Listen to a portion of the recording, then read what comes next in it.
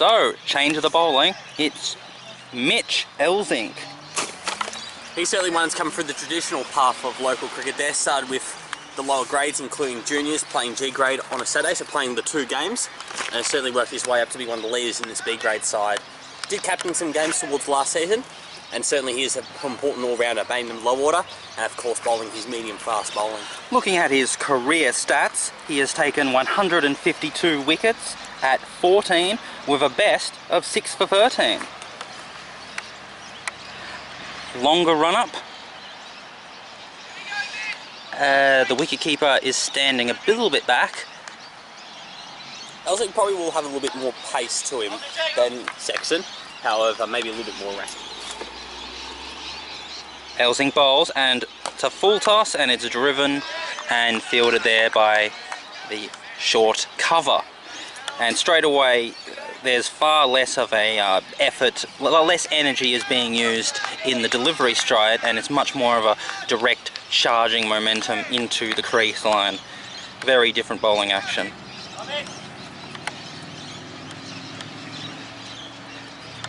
Elsink comes into bowl, and it is a full toss, and it is driven through the mid-wicket region, and they're going to have to do some work to chase that down.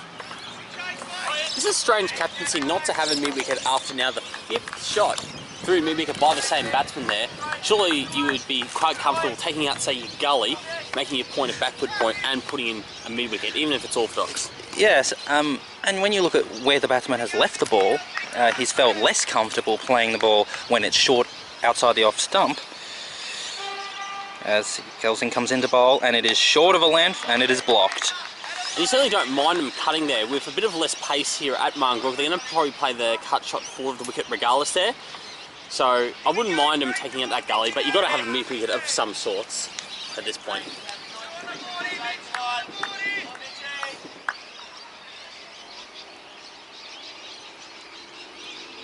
Elsink comes into bowl, and it is a full toss, and it is driven through the backward square leg region, and it is fielded by the fielder at fine leg. One of the advantages of having mid-wicket is you can also have your square leg as a backward square leg, which would have, funnily enough, saved runs on that shot. And you can have your fine leg more finer, which will protect the keeper a little bit more, especially if he's down on confidence. So they would have saved some runs there if they had the mid-wicket.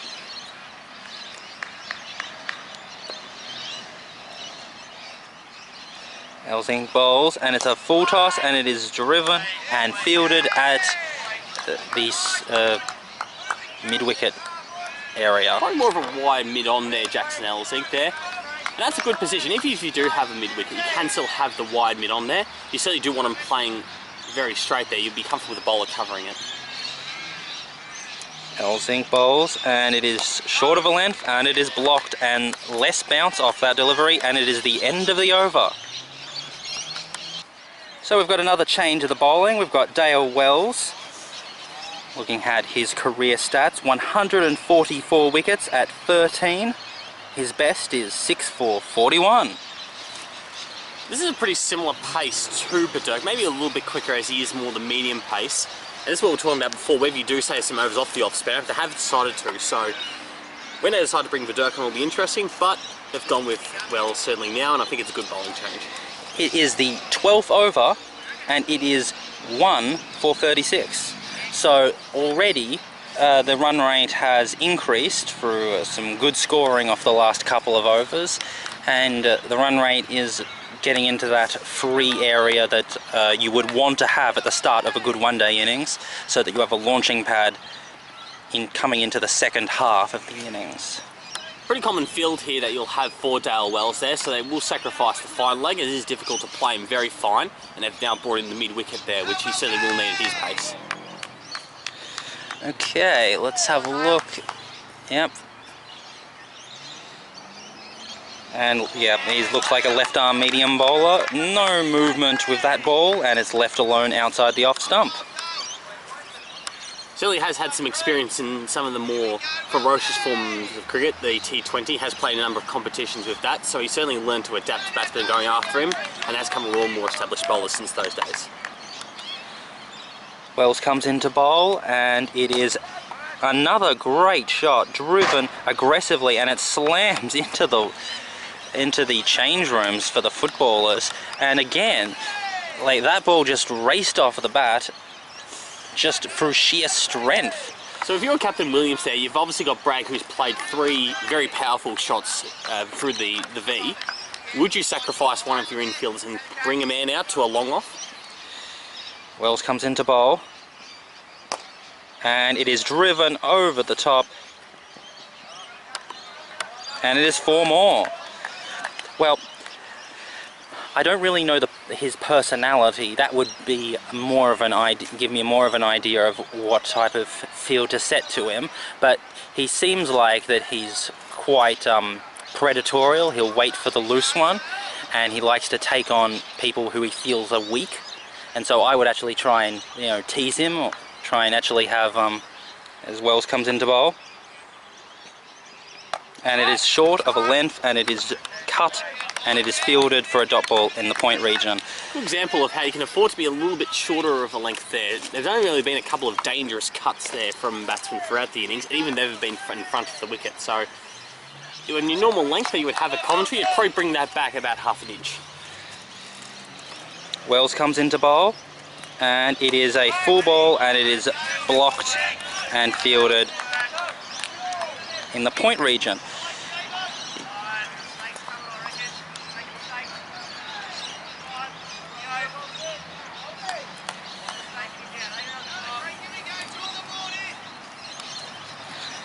Wells comes into bowl, and it is driven through the backward point region.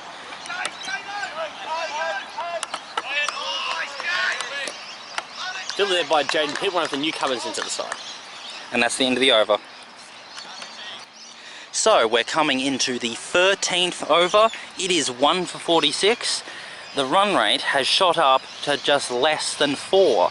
So the aggressive batting from these two has been able to give them some rewards, and so now they've gone from a position where you would wonder, you know, what exactly they're doing, to a position where they're actually in control of this game. Comes into bowl, and it's a beamer, and it is pulled down to fine leg for the 1 run. Having watched some one-day games here last season, the teams that tended to struggle were the ones who struggled to find wickets. So even if they were able to have a tight patch, you still do need to get reward for effort. Otherwise, what you do is you find yourselves having trouble against the batsmen who have got themselves set. Yes. They've now brought the man out to long off. Helsinki comes into bowl, and it is short and wide and cut, and it is fielded once again in the moderately deep extra cover. And so so we've got a fielder over there. Just got Cal Sexton there at long off. Helsinki comes into bowl, and it is left alone. Yeah, definitely when the ball is drivable, when it is too full, that's when the batsmen are able to get underneath it and really launch into their muscle strength. But I haven't seen any great cut shots. I think they've all been badly timed.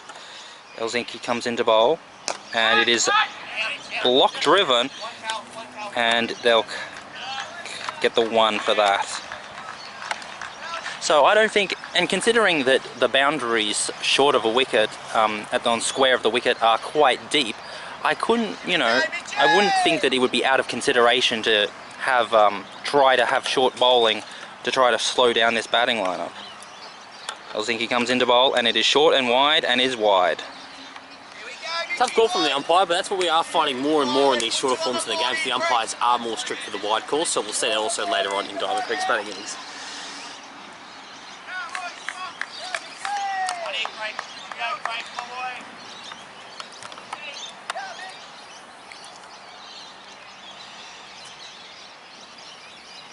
Helsinki comes into bowl, and it is outside the off stump, left alone. That's sort of the length that you do want there. You're willing to sacrifice the occasional cut shot there. You should feel more confident with that one, especially if they've kept the gully, and they certainly have got point as well. So they've got 2 men to catch that time cut shot. Helsinki comes into bowl, and it is a full toss, and it is whipped away onto the leg side, and it is going deep into the square leg boundary, and is fielded just before the boundary. Certainly will be 3 towards both the goalpost boundaries there, so you've got either a deep cover or a deep mid wicket, so batsmen should be taking 3 at every opportunity for those ones, and Riverside have done that so far.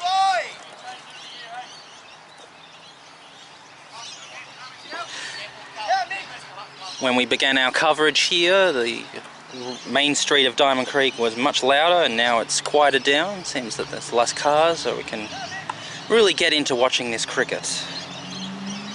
Helsinki bowls, and it is played away for a dot ball to square leg, and that's the end of the over. So we're coming into the 14th over. It is 1 for 53. We have Wells coming in for his second over. Playing a bit of cricket here in Marngrook yourself there, which end would you prefer? Would you prefer the kindergarten end or the river end?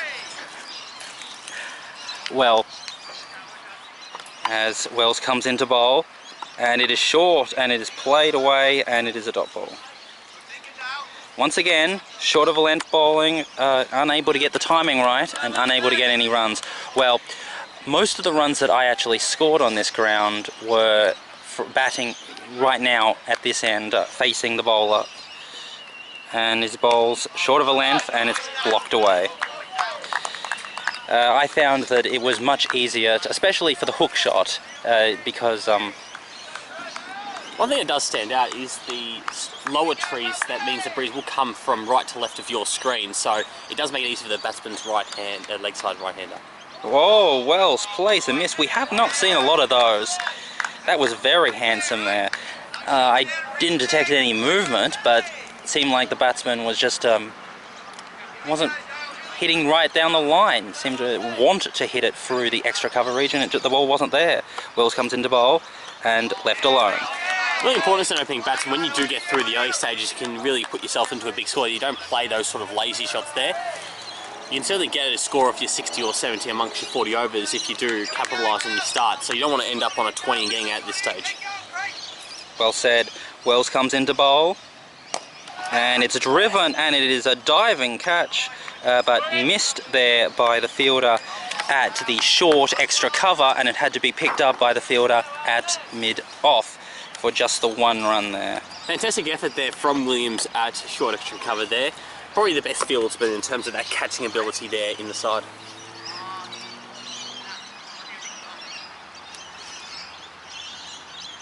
Long off is also coming for Wells. Wells bowls it, and it is a full ball, and it is blocked, and it is fielded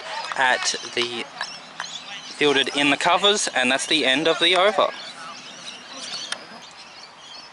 It's the 15th over. As Helsinki comes into bowl, and it's left alone outside the off stump. It is 1 for 54. Helsinki has bowled 2 overs and has 11 runs, which I don't think is a fair representation on how well he's bum bowling. I think it's just that the batsmen have been able to get away from him. Helsinki bowls, and is another full ball, and this one is driven for a dot ball into mid-on. Here's a good example of how well the mid-wicket can come into play there. So even with that shot, which in the earlier overs was a run, you've now got the mid-wicket covering it if it hits it squarer, or that's something hit it straight up, but again, well covered there by Butler at mid-on. So now they've got that coverage there, it's going to make him play over the top potentially. No one at slip or third man as Helsinki comes into bowl, and it is blocked. Helsinki does bowl quite straight, so I think it's okay not to have a slip at this point in time there. But if he does get a little bit wide, you are going to have to bring in probably a third man rather than a slip at this point, just with the older pill. He hasn't shown any interest in even playing the ball in the backward point region, so I'm not that worried about losing runs here. As Helsinki bowls, it is short, it's wide, and it's just pushed for a dot ball.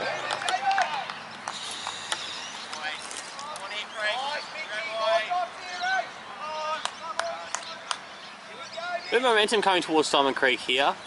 Even just slightly there.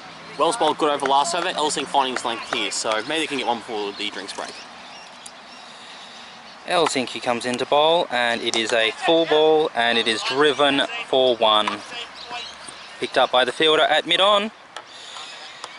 Yes, definitely, because this is a shorter game than the full 80 overs, it means that you just don't have the time to struggle through periods, that you have to quickly get either on top or bounce back or try and take command. There's no time for like building up momentum. As Helsinki comes into bowl, and it's blocked. So that means that any time that you can get some short-term pressure, like 6 dot balls or a couple of boundaries, you are just shifting the momentum much more than you would in a 2-day game, and that's the end of the over. So we're coming into the 16th over. It is 1 for 55. We've got Wells, who has bowled 2 overs for 11 runs. The first over went for 10, and the second one was much better, just going for the single. As he comes into bowl, and it's outside off, and it is pushed for the dot ball.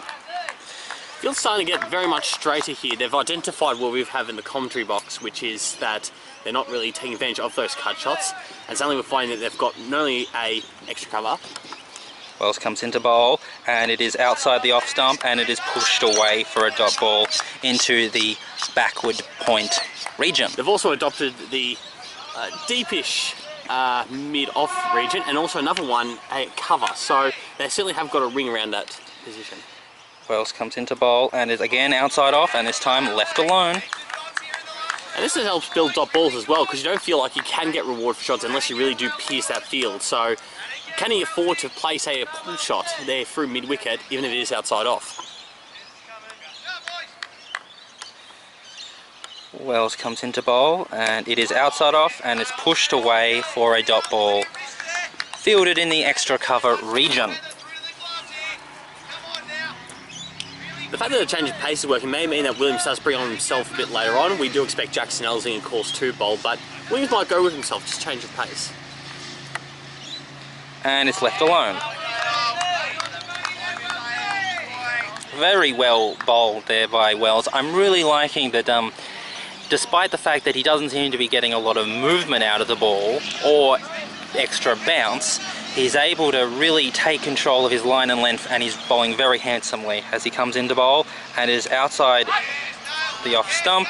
A little bit of extra bounce, and it hit the splice of the bat for a dot ball. It is the end of the over. Okay, so we are currently in the 17th over, and that was a maiden, so it is still 1 for 55.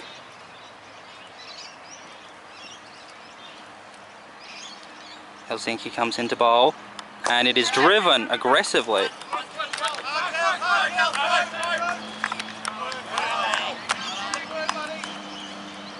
Well driven there again by Bragg, but that's the advantage of actually adapting your field to how the batsmen are going there. So some good captaincy by Williams bringing in that man. He doesn't feel like he can clear the boundary, so suddenly they're looking for the singles as opposed to the falls for that area.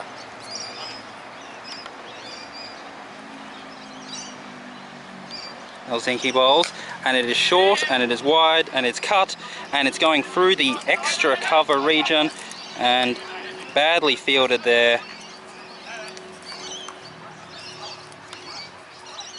Not particularly neat there from Sexton. Did some good work the ball before, but unfortunately the flick up didn't work. He was very better off turning and throwing there, but not much talking from his teammate nearby. Helsinki in, and it is aggressively whipped off the toes, and it's coming down, and he'll field it just before the boundary.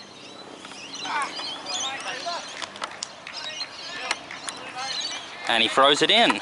Still really strong off his toes, even with the mid-wicket coming into place there, so it is going to be important they do get their fields right there. Maybe they do adapt both mid-wicket and perhaps a cow corner at the halfway point there when he gets back on strike. We've got Bragg at the moment. Helsinki bowls, and it is play and a miss. Wild swish from the batsman. He was too far away from his centre of gravity, and so he was just trying to score that through sheer arm movement rather than stroke play or muscle. Quite right, no need for wild hooshes at this point of the innings, that's for sure. Indeed. Helsinki comes into bowl, and it is a it's a full ball, and it is pushed away into the covers for a dot.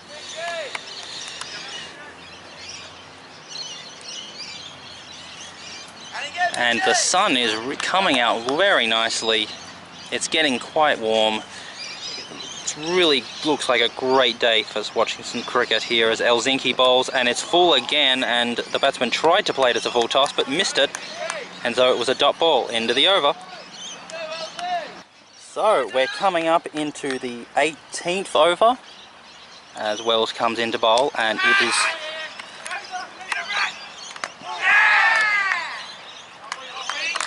well, leading edge and a quick single, and it was very well pounced on there by the infielder, but unable to get the run out. So yes, it is the 18th over, and the score is 1 for 61, and then the extra run there means that the score is currently 1 for 62. Wells has none for 12 with 3.1 overs. I want to talk to you a bit about the selection for the Diamond Creek first 11 in a moment. Blocked there. One of the problems that Wells has with the selection is that he's got Jake Ramsey in the first 11 there as a similar type, the left arm medium pace, bowling on that length there, trying to drive the runs. Could you afford to have two of them in the same first 11? As he comes into bowl, Wells, and it's blocked there. Well, the thing about two-day games is that 80 overs is actually quite a long time, and there's plenty of time to really wrestle control, and the idea of shutting down an innings through having two spinners or two quick bowlers and really just... Wells comes into bowl, and it's short, and it's cut, and it's a dot ball into the covers. So when you want to shut down an innings, you bowl two bowlers of the same type, you set a very aggressive field, and you just try to change the momentum of the game. So I would be up for it in the two-day games. Wells comes into bowl, especially for the period, the awkward period from about the 25th over to the 55th over, because the new ball is gone, and the ball is not really is not soft enough that you can actually just shut down an innings. So it's still hard, but it's not moving. As Wells comes into bowl, and it is powerfully driven. Oh, what a catch! This is incredible stuff. You see it first on Channel 8. We have seen a magnificent catch. Some fantastic work in the deeps there, and that's the benefit of having someone like Wells there taking the pace off the ball. When you had the quicker bowls on, that was carrying over the fence there, but it certainly did fall that metre or two short there.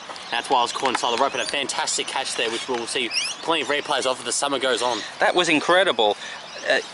The fact that there was a fielder there in that position, and yet the batsman decided to go for it, tells you a lot about his mindset, and yet it was a great, leaping catch to get the wicket.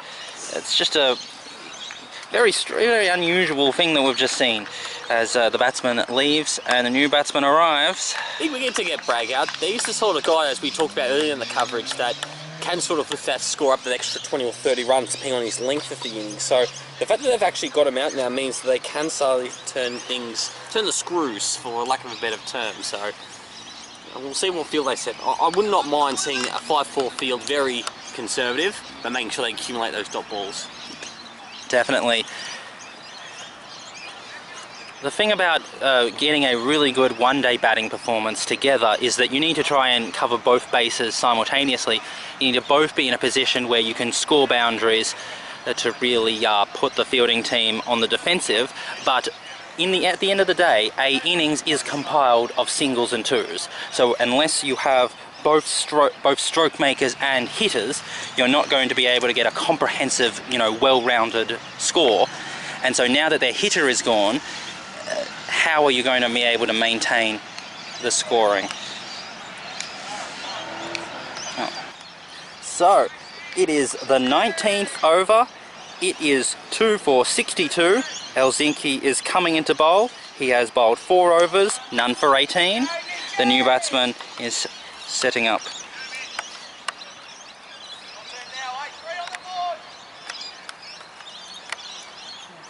Helsinki comes into bowl, and it is blocked. This is an opportunity to tighten screws, as we talked about in the last over there. The fact that they've actually got the ring in place there despite the new batsman. In the 2 days you might see a second slip be brought into play there, but they have gone with the ring field, which I do like in this form of the game. Definitely. So just the one slip and gully and a short mid-off, and it is short wide left alone. I've noticed that the only bowler that was really able to get variation in terms of the bounce off the pitch was Sexton, of course, who was bowling it with a very strong shoulder-dominated action. And here we have two bowlers that are bowling much more pace through the course of their run-ups and their bowling actions, which are Helsinki and Wells, and that's blocked for a dot ball. And these two, Helsinki and Wells, are not getting that same variation. The ball is much more bouncing at a consistent level. And so we're not seeing anything unusual in terms of what the pitch can provide us. The pure strength of Sexton does help with that variation of bounce too. That's something to take into account. Helsinki bowls, and it is a shortish ball, a slowish ball, and it is blocked. Important for Riverside to sort of weigh up how they want to treat the next 10 overs in particular there. You would have thought for the last 12 you can get, say, that 50 mark, but sort of what do you want to achieve in these 10 overs? You certainly don't want to have the run rate slow too much, but this is not the time to take in case they lose the extra couple of wickets. Yes, the drinks break is not far away, so this is not the time for wild risks, and it's a leading edge, attempted to drive it, but a thick inside edge, and it was fielded there in the mid-wicket region. Done well in that position for Dirk there. Sometimes there can be a single there, especially when he is a little bit deeper, but he's certainly quick on his feet and a good arm as well there. And it seems that they've made a change in the field. They've brought in an aggressive attacking fielder there. Sense the opportunity. And it's blocked.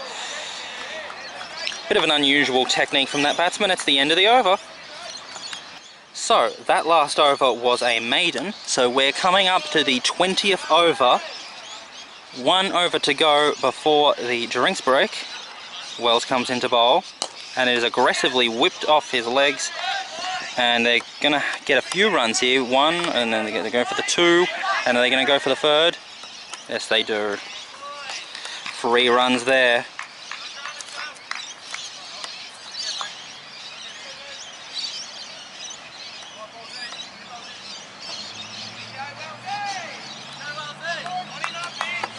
So, we're coming up into the 20th over. The score was 2 for 62, and the score is now 2 for 65. Wells comes into bowl, and it is blocked.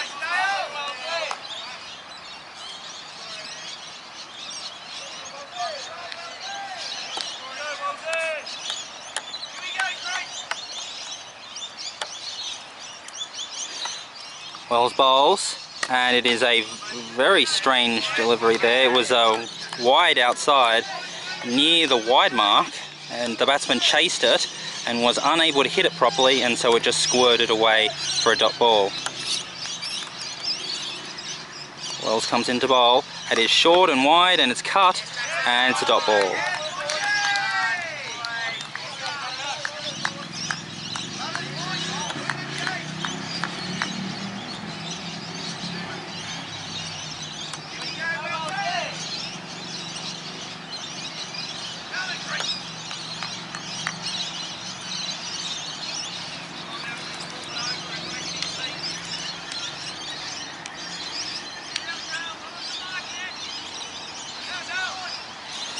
Wells comes into bowl, and it is, whoa, play and a miss.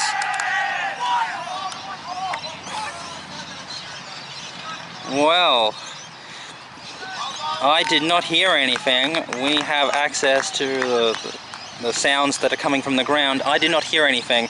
It sounded like the swing of the air and bat and ball, but Diamond Creek players heard something.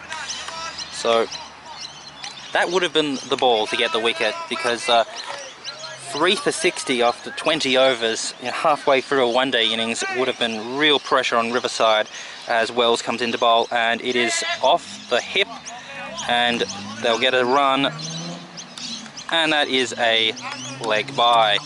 End of the over. And that is the drinks break.